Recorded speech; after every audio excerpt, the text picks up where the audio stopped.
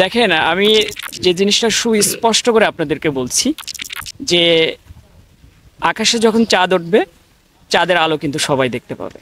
তো এখন আলহামদুলিল্লাহ বললে তো সোয়াব হয়, হয়তো সেই কারণে হয়তো মানুষ আলহামদুলিল্লাহ লিখছে। হাইব্রিড নেতাদের কাউকে মনোনয়ন দিলে বিএনপির তৃণমূল নেতাকর্মীরা তা মানবে না বলে মন্তব্য করেছেন কেন্দ্রীয় কৃষক দলের সদস্য হাফেজ মঈনুদ্দিন। শুক্রবার বিকেলে কুষ্টিয়ার খোকসা উপজেলার একতারপুর বিহারি মাদ্রাসা ও এতিমখানা, খোকসা এতিমখানা মাদ্রাসা ও নিশ্চিন্তবাড়িয়া এতিমখানা ও মাদ্রাসায় অর্থ ও চাউল বিতরণকালে একথা বলেন তিনি। কুষ্টিয়া ৪ আসনে বিএনপি থেকে মনোনয়ন প্রসঙ্গে সাংবাদিকদের এক প্রশ্নের জবাবে কেন্দ্রীয় কৃষক দল নেতা বলেন, আকাশে যখন চাঁদ উঠবে তখন তা সবাই দেখবে। তবে ৫ই আগস্টের আগে বিগত ১৭ বছর যারা রাজপথের মিছিলে ছিল, সেই মিছিলে থাকার শেষ ব্যক্তিটিকেও যদি দল মনোনয়ন দেয় তাহলে আমরা কাঁধে কাঁধ মিলিয়ে তাকে বিজয়ী করব।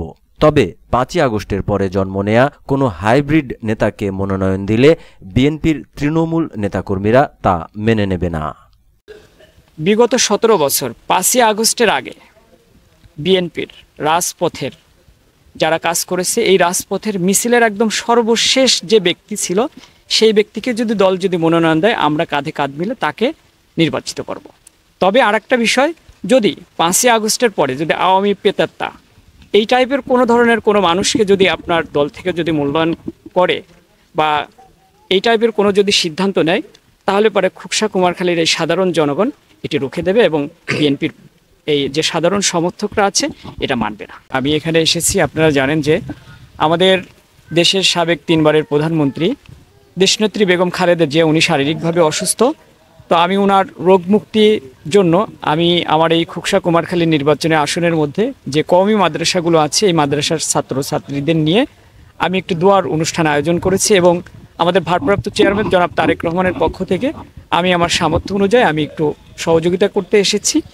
তো আমি আলেমদেরকে নিয়ে আমি তাদের সাথে আমি আমার মত বিনিময় করেছি এবং এই ছোট্ট ছোট্ট বাচ্চাদের সাথে আমি আমার সৌজন্য সাক্ষাৎ করেছি এবং আমার ভারপ্রাপ্ত চেয়ারম্যান জনাব তারেক রহমানের পক্ষ থেকে সবাইকে আমি সালাম জানিয়েছি।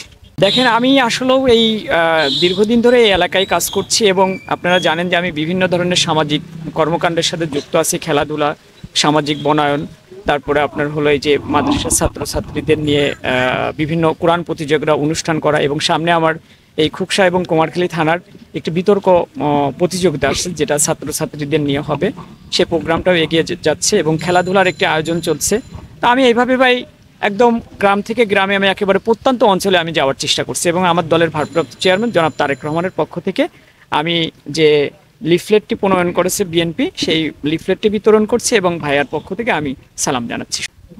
বিএনপি চেয়ারপারসন ও সাবেক প্রধানমন্ত্রী বেগম খালেদা জিয়ার রোগ মুক্তি কামনায় খোকসা উপজেলার বিভিন্ন এতিমখানা ও কওমি মাদ্রাসার ছাত্রদের সাথে সৌজন্য সাক্ষাৎ করে চাউল বিতরণ সহ নগদ অর্থ প্রদান করেন তিনি।